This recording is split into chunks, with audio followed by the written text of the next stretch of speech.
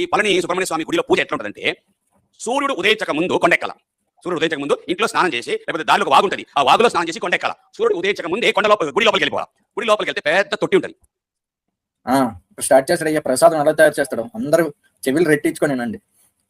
ఆ తొట్టిలో దిగాల. ఓన్లీ బ్రహ్మచారి స్త్రీ సాంగత్యం వెలిగిన వారు ఆ గుడి లోపలికి పోవడానికి వీళ్ళు. ఎందుకంటే సుబ్రహ్మణ్య స్వామి ఎవరు, ఆయన బ్రహ్మచారి. అలా ఆ గుడిలో ఆ తొట్టిలో దిగాల. ఆ తొట్టిలో దిగేటప్పుడు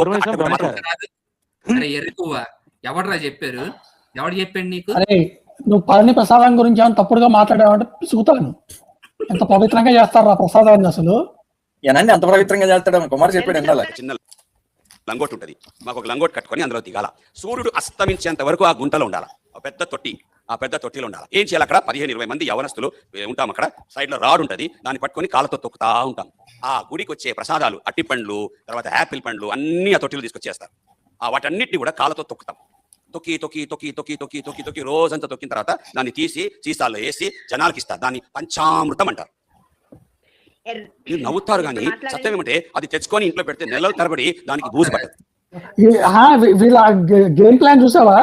ఇట్లా చెప్పి ఆ ప్రసాదాల్లో ఏం లేదు అంటే కాలమెత్తి మేము తొక్కుతాము.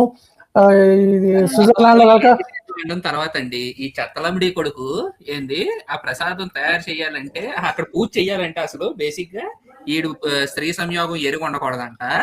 ఈడేం తెల్లారి వెళ్ళిపోయి వాళ్ళ అంగోటా కట్టుకొని అక్కడికి వెళ్ళి తెక్కు కూర్చుంటాడంట. అరే రోజంతా దొక్కుంటా ఉండాలంట. రోజంతా దొక్కుతూ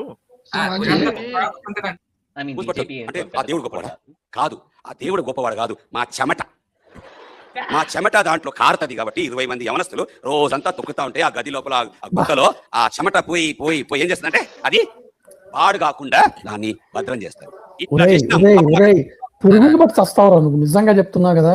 అరే పెచ్చపూల కుమ్మరి పురుగులు బట్టి వస్తావు అనుకున్నావేట్రా? వీళ్ళు తయారు చేసేటప్పుడు తొట్లో నీ ద్రాక్ష పళ్ళు అన్ని వేసి తొక్కి దాన్ని వైన్ చేస్తారు చూడు, అలా అనుకుంటున్నట్టు ఎరుపుగడు. నిజమే, అదే చేస్తారు. అలాగా అంత దరిద్రంగా నేను ఎక్కడ చూడలేదురా బాబు, వినలేదు కూడా. అంత చండాలు మన వాళ్ళు చేయరు. మనుషులు చేస్తే స్వామివారికి నివేదన చేసే ఎటువంటి ప్రసాదం అయినా స్వామివారికి నివేదన చేసే పాకశాలలో వండుతున్నప్పుడు ముక్కుకి గుడ్డ కట్టుకొని కనీసం తుంపర్లు కూడా పడద్దు, చూపు కూడా పడద్దు అని ఎంతో జాగ్రత్తలు తీసుకొని స్వామివారికి నివేదన చేసేదాకా వాసన కూడా చూడొద్దు అని ఎంతో పవిత్రంగా చేస్తారు ప్రసాదం. అంటే ఏదో ఇష్టం ఉన్నట్టు ఇష్టానుసారంగా చేసేది కాదు. నోటి తుంపర్లు పడద్దు, వాసన కూడా చూడొద్దు. ఫస్ట్ స్వామివారికి నివేదన చేసిన తర్వాతే ఏదైనా.